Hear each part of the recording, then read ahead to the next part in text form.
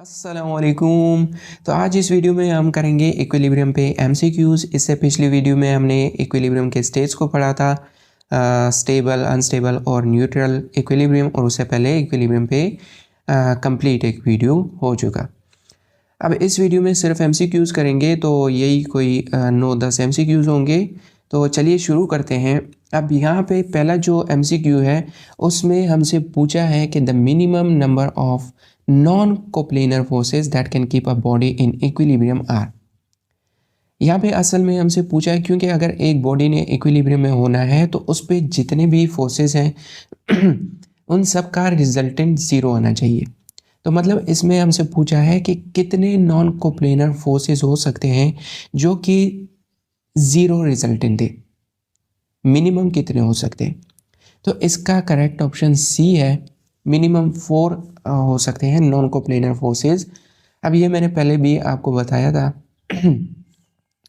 कि अगर एक सेम प्लेन है, कोप्लेनर फोर्सेस हैं, तो वो मिनिमम 3 हो सकती हैं कि वो रिजल्टेंट ज़ीरो दे।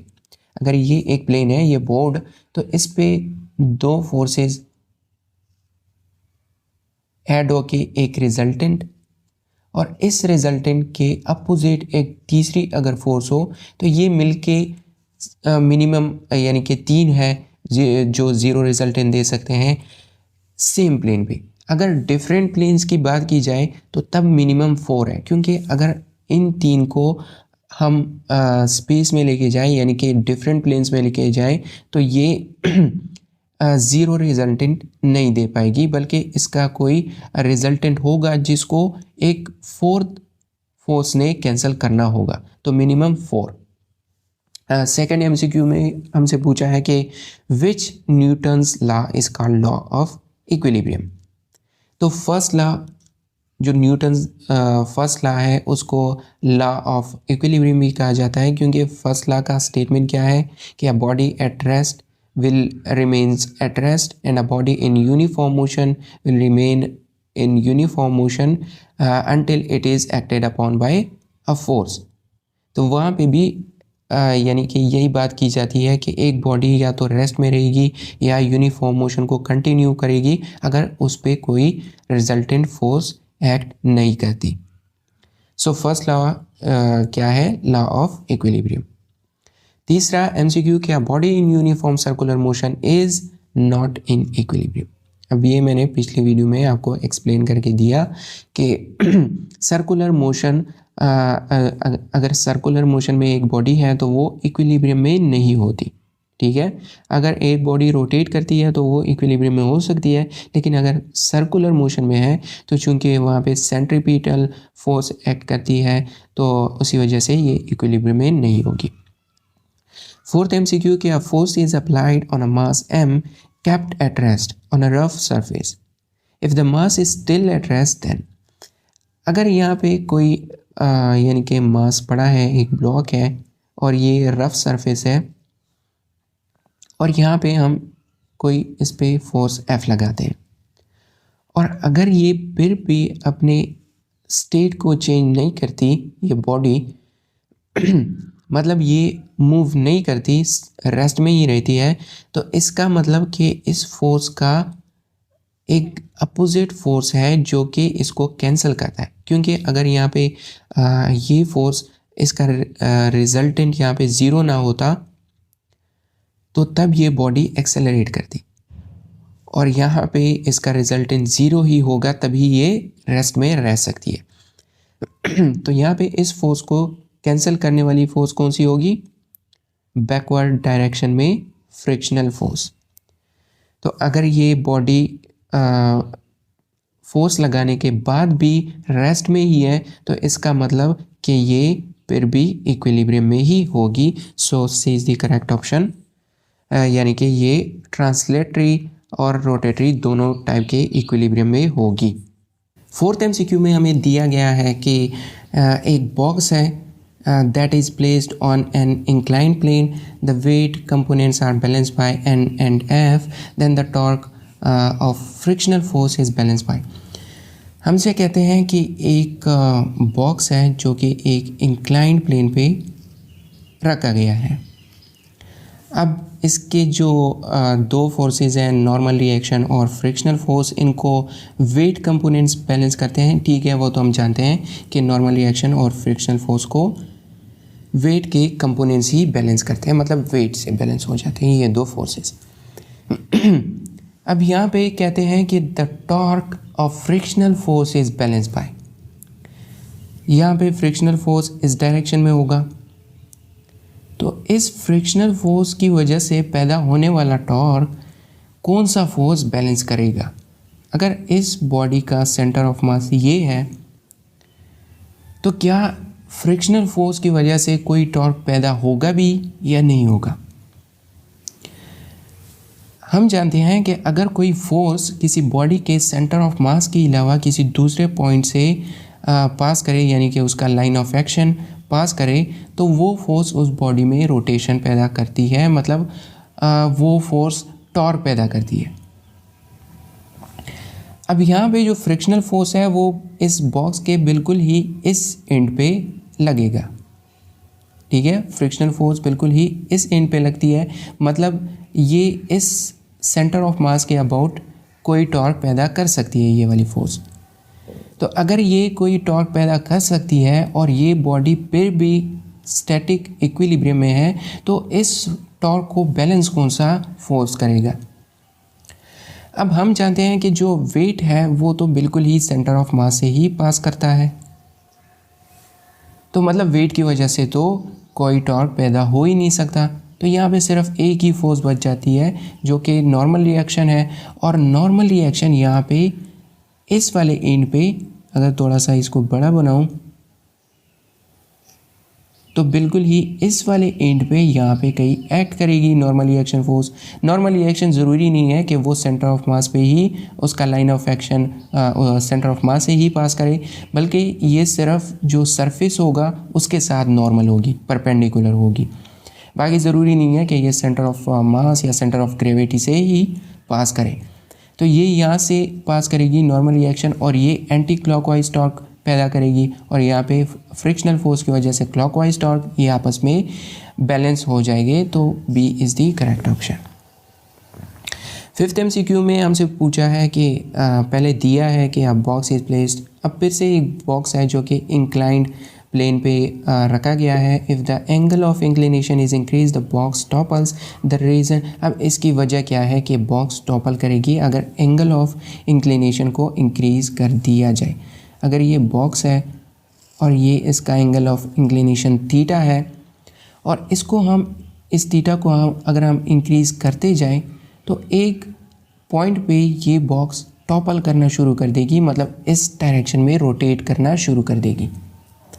तो इसकी वजह क्या है, देखो यहाँ पे एक फ्रिक्शनल फोर्स F है और यहाँ पे एक नॉर्मल रिएक्शन फोर्स N है। अगर ये बॉक्स टॉपल करेगी तो इसका सिर्फ यही मतलब हो सकता है कि जो फ्रिक्शनल फोर्स की वजह से जो अभी हमने देखा टॉर्क होता है वो नॉर्मल रिएक्शन के टॉर्क से बढ़ जाए।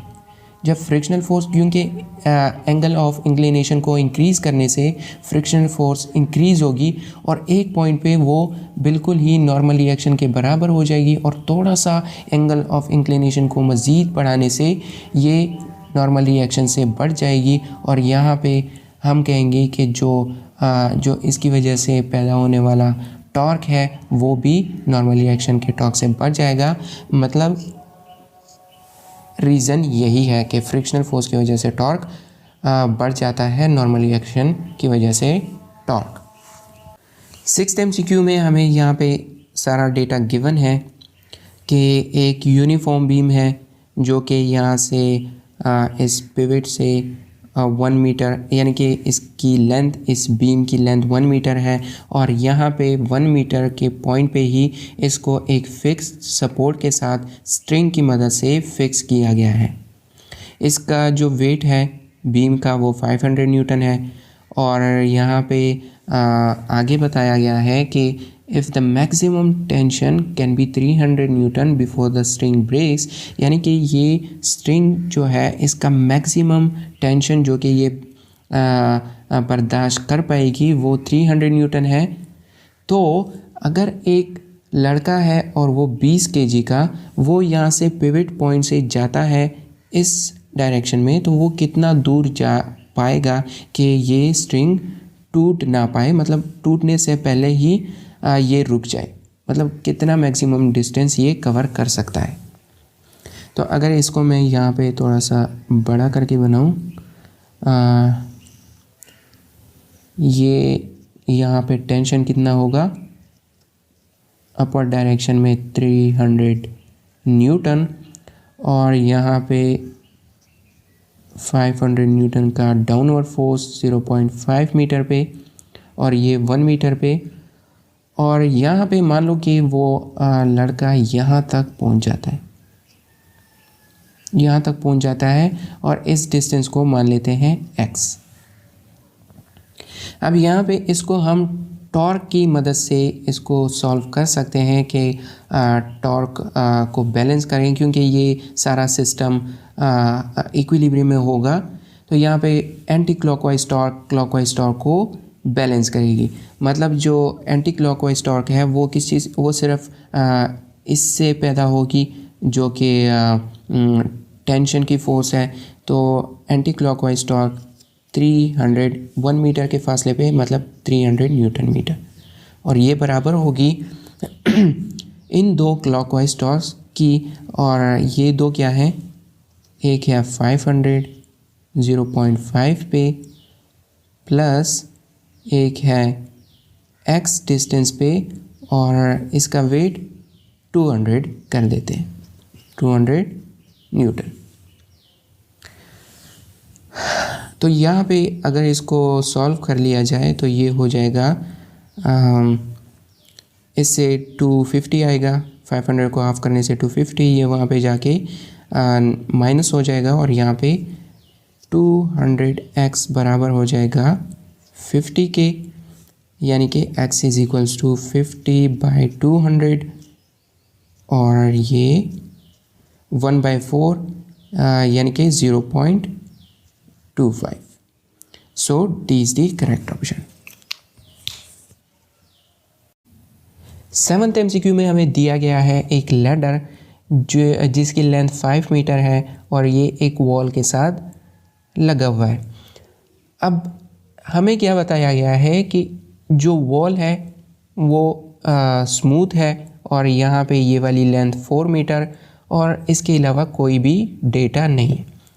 पूछा क्या है कि find the minimum value of mu, यानी कि कोफिशिएंट ऑफ फ्रिक्शन की मिनिमम वैल्यू क्या हो सकती है। अब यहाँ पे इस सवाल को ज़रा समझें, हमसे क्या पूछा है, मिनिमम वैल्यू ऑफ म्यू, तो ये कब हो सकती है।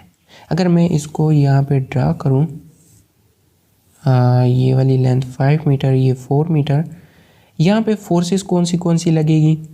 एक तो यहाँ पे नॉर्मली एक्शन फोर्स N1, एक यहाँ पे वॉल की वजह से नॉर्मली एक्शन N2, एक यहाँ पे फ्रिक्शनल फोर्स होगी, और एक लेडर का वेट डाउनवर्ड mg। इसके अलावा कोई फोर्स नहीं होगी, यहाँ पे फ्रिक्शनल फोर्स नहीं होगी, क्योंकि वॉल का हमें दिया गया है कि ये स्मूथ है, तो यहाँ पे कोई फ्रिक्शनल फोर्स अपवर्ड डायरेक्शन में नहीं होगी। अब minimum value of coefficient of friction कब हो सकती है। जो स्टैटिक फ्रिक्शन है उसकी मैक्सिमम वैल्यू म्यू एन होती है, यानी कि मैक्सिमम स्टैटिक फ्रिक्शन तब हो सकता है जब इसकी वैल्यू ये हो, यानी कि normal reaction times coefficient of friction के बराबर हो। और मैक्सिमम स्टैटिक फ्रिक्शन के बाद अगर थोड़ा सा भी एक्सटर्नल फोर्स बॉडी पे इंक्रीज कर दिया जाए तो वो बॉडी मूव करना शुरू कर देती है। मतलब स्टैटिक फ्रिक्शन मैक्सिमम यही वैल्यू दे सकता है। इसके बाद फिर जो फ्रिक्शन होगा वो डायनेमिक होगा, वो स्टैटिक फ्रिक्शन नहीं होगा। और यहाँ पे म्यू की वैल्यू तब ही मिनिमम हो सकती है जब स्टैटिक फ्रिक्शन मैक्सिमम हो। ठीक है, स्टैटिक फ्रिक्शन मैक्सिमम हो तभी म्यू की वैल्यू मिनिमम होगी, क्योंकि कोफिशिएंट ऑफ फ्रिक्शन हम तभी लगाना शुरू कर देते हैं, फिर डायनेमिक के साथ भी ये लगता है। तो मैक्सिमम स्टैटिक फ्रिक्शन पे हमारे पास म्यू की वैल्यू मिनिमम होगी, तो हमें क्या करना है कि मैक्सिमम स्टैटिक फ्रिक्शन को फाइंड करना है। इसको फाइंड करने के बाद यानी कि इस इक्वेशंस की मदद से ही हम इसको फाइंड कर सकते हैं। तो चलिए देखते हैं हम ये कैसे करेंगे। तो पहले बैलेंस करते हैं हम फोर्सेस को, चूँकि ये सारा सिस्टम इक्विलिब्रियम में है। तो फोर्सेस को अगर बैलेंस करना चाहें तो एक्स फोर्सेस आपस में बैलेंस होंगी और वाई कंपोनेंट्स आपस में। यहाँ पे एक्स कंपोनेंट्स कौन से हैं, एक N2 है जो कि बराबर होगी फ्रिक्शनल फोर्स के, और दूसरा N1 बराबर mg की। तो दो इक्वेशंस तो हमारे पास फोर्स की वजह से आ गई, यानी कि इनको हमने बैलेंस किया। अब टॉर्क को बैलेंस करते हैं। तो अगर टॉर्क को लेना चाहें तो पहले ये देखना है कि कौन से पॉइंट के अबाउट लेना है। अब हम टॉर्क को इस पॉइंट के अबाउट भी ले सकते हैं, इस पॉइंट और भी ले सकते हैं, लेकिन हमने उस पॉइंट के अबाउट लेना है जो हमारे लिए ज़्यादा फ़ायदेमंद होगा। और वो कौन सा पॉइंट होगा, ये वाला। क्यों? क्योंकि इस पॉइंट पे टॉर्क लेने से इन दो फोर्सेस का टॉर्क तो ज़ीरो आ जाएगा, हमारे पास सिर्फ दो फोर्सेस का ही टॉर्क बचेगा। तो इस पॉइंट के अबाउट हम टॉर्क लेते हैं और यहाँ पे जो क्लॉकवाइज टॉर्क होगा वो क्या हो जाएगा, N2 टाइम्स परपेंडिकुलर डिस्टेंस। अब यहाँ पे ये फोर्स इस वाली डिस्टेंस के साथ यानी कि लैडर के लेंथ के साथ, चूँकि हम इसके अबाउट टॉर्क ले रहे हैं तो इसके साथ परपेंडिकुलर नहीं है। तो ये अगर परपेंडिकुलर होना चाहे तो या तो हम इसके परपेंडिकुलर कंपोनेंट को लेंगे या ये वाला जो डिस्टेंस है इसके परपेंडिकुलर कंपोनेंट को लेंगे फोर्स के साथ, क्योंकि टॉर्क क्या होता है, फोर्स और परपेंडिकुलर डिस्टेंस का प्रोडक्ट।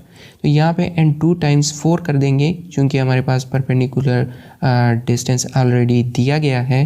तो ये हो जाएगा 4 और सिर्फ एक ही क्लॉकवाइज टॉर्क है जो कि बैलेंस होगा एंटी क्लॉकवाइज टॉर्क के साथ, और वो किस चीज़ की वजह से पैदा होता है, mg टाइम्स। अब यहाँ पे ये वाला डिस्टेंस हमें नहीं मालूम, ये वाला फोर्स भी इस डिस्टेंस के साथ परपेंडिकुलर नहीं है, तो हम इसका यहाँ पे परपेंडिकुलर डिस्टेंस लेंगे और फोर्स टाइम परपेंडिकुलर डिस्टेंस हमारे पास टॉर्क दे देगा। लेकिन ये वाला डिस्टेंस हमारे पास नहीं है, यहाँ पे ये वाला डिस्टेंस नहीं है, तो इसको कैसे फाइंड करेंगे। यहाँ पे चूँकि ये राइट एंगल ट्रायंगल है, तो अगर ये 5 है ये 4 है तो ये 3 ही होगा, क्योंकि 5 square is equals to 4 square plus 3 square. Pythagoras theorem से अगर हम देखें तो ये वाला डिस्टेंस 3 ही होगा। अब अगर ये वाला कंप्लीट डिस्टेंस 3 है तो यहाँ पे लैडर भी यूनिफॉर्म है, ये इसका सेंटर होगा। तो यहाँ से अगर ये वाला परपेंडिकुलर डिस्टेंस हम लें तो ये 1.5 मीटर पे होगा, ये कंप्लीट 3, और यहाँ पे मिड पॉइंट से इस वाले पॉइंट तक ये भी मिड पॉइंट ही होगा फिर इसका, और ये 1.5 बनता है, तो यहाँ पे डिस्टेंस हो जाएगा 1.5 मीटर। यहाँ से अगर हम इसको मज़ीद सॉल्व करना चाहें तो हम क्या करेंगे, यहाँ पे जो पहले दो इक्वेशंस हैं उनको इस्तेमाल करेंगे। अब mg का हमें मालूम है कि ये n1 के बराबर है, तो हम लिखते हैं n2 4 times n2 is equals to 1.5 times n1। और यहाँ पे एक चीज़ कि n2 तो हमारे पास फ्रिक्शनल फोर्स के बराबर है, लेकिन ये फ्रिक्शनल फोर्स चूँकि हमसे मिनिमम वैल्यू ऑफ दिस पूछा है, तो ये वाला frictional force maximum static friction होगा, मैक्सिमम स्टैटिक फ्रिक्शन होगा, यानी कि mu times n1। Maximum static friction क्या होता है, म्यू टाइम्स n1, ये वाला नॉर्मल रिएक्शनल फोर्स। तो ये फोर्स म्यू टाइम N1 के बराबर होगा। ठीक है, maximum static friction mu times normal reaction force के बराबर होता है। और ये हमने क्यों लिया? क्योंकि हमें minimum value of coefficient of static friction चाहिए यहाँ पे। और ये अगर इस वाली इक्वेशन को यहाँ पे पुट करें तो ये बन जाएगा 4 times mu times N1 is equals to 1.5 times N1। और यहाँ पे ऑलमोस्ट ये सॉल्व हो गया है, तो N1 के साथ कैंसिल और यहाँ पे म्यू हो जाएगा 1.5 और डिनोमिनेटर में 4। सो सी इज़ दी करेक्ट ऑप्शन। अभी ये थोड़ा सा अच्छा सवाल था। आगे देखते हैं एट्थ MCQ में हमसे क्या पूछा है कि अब ये भी काफ़ी अच्छा MCQ है, न्यूमेरिकल है। और यहाँ पे हमें गिवन क्या है? सिर्फ वेट, एक मास है, ठीक है, एक ब्लॉक है जिसका वेट ये है और ये एक स्ट्रिंग के साथ इस पॉइंट पे अटैच्ड है और ये स्ट्रिंग के जो 2 एंड्स हैं वो एक फिक्स सपोर्ट के साथ यहाँ पे और यहाँ पे अटैच्ड है। और यहाँ पे सिर्फ हमें एंगल्स दिए गए हैं और जो वेट है वो हमसे पूछा क्या है कि यहाँ पे टेंशन क्या होगा और यहाँ पे टेंशन क्या होगा। अब चूंकि ये सारा सिस्टम इक्विलिब्रियम में है तो अगर हम पहले कंडीशन को, इक्विलिब्रियम के पहले कंडीशन को अप्लाई करें तो हम क्या देखेंगे कि जो x कंपोनेंट्स होंगी फोर्स के वो सारे ज़ीरो होने चाहिए और y कंपोनेंट्स भी ज़ीरो। अब यहाँ पे इसके x कंपोनेंट्स क्या होंगे? x कंपोनेंट्स क्या होंगे? ये रहा मास 500 न्यूटन और यहाँ पे ये एंगल 30, यानी कि अगर मैं बिल्कुल इसके पैरेलल एक लाइन बनाऊँ तो यहाँ पे ये वाला एंगल 30 हो जाएगा। ठीक है, अल्टरनेट एंगल्स, ये वाला 60 तो ये वाला भी 60। अब यहाँ पे जो टेंशन का टेंशन 1 है, यहाँ पे ये वाला जो कंपोनेंट होगा इसका ये T1 cos थीटा होगा और थीटा क्या है? 60 डिग्री। थीटा क्या है? 60 डिग्री। और यहाँ पे ये वाला कंपोनेंट T2 cos 30 डिग्री होगा। परपेंडिकुलर कंपोनेंट्स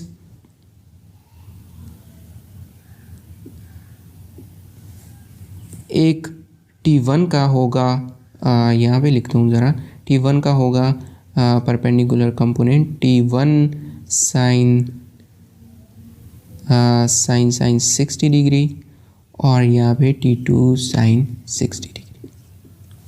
अब अगर हम फोर्सेस को बैलेंस करें तो जो x कंपोनेंट्स होंगे वो ज़ीरो होने चाहिए एडअप होके। तो यहाँ पे 2 फोर्सेस ऐसी हैं जो सिर्फ x एक्सिस पे लाई करती हैं, एक ये वाला कंपोनेंट और एक ये वाला कंपोनेंट। यानी कि हम कह सकते हैं कि T1 cos 60 degree is equals to T2 cos 30 degree. और सेकंड क्या है कि Fy ज़ीरो होने चाहिए, मतलब ये वाले जो अपवर्ड डायरेक्शन में 2 कंपोनेंट्स हैं ये मिल के इसके बराबर होने चाहिए। मतलब T1 sign 60 plus T2 sign 30 है ये 30 इज इक्वल्स टू 500 न्यूटन। तो 2 इक्वेशंस हमारे पास आ गई। अब सिर्फ इन्हीं इक्वेशंस को सॉल्व करना है और इससे हम फाइनली वैल्यू ले लेंगे जो भी होगी T1 और T2 की। तो अगर यहाँ पे वैल्यूज़ को मैं पुट करूँ, पहले इक्वेशन 1 को हम लेते हैं। T1 cos 60 क्या होगा? हाफ,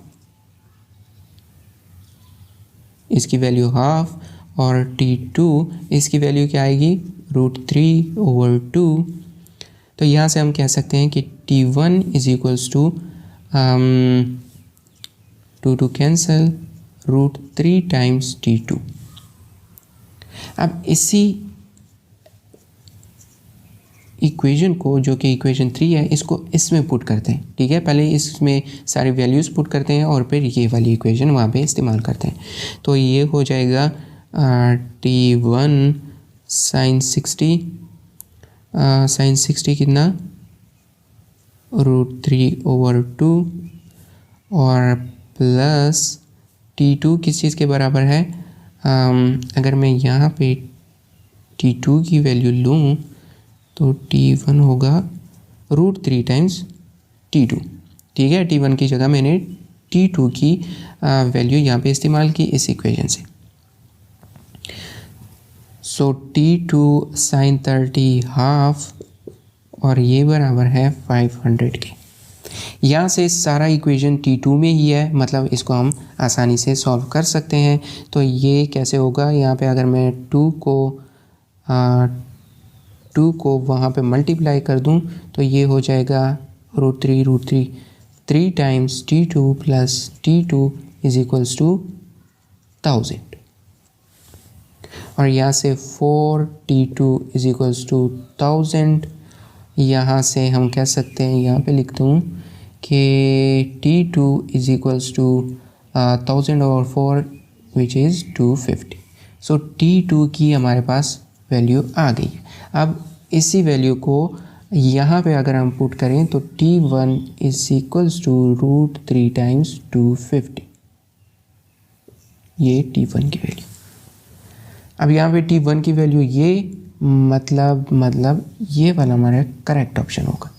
T1 की ये वैल्यू है और T2 की 250।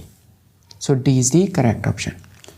एक लास्ट MCQ देखते हैं और ये रहा हमारा लास्ट MCQ आज का।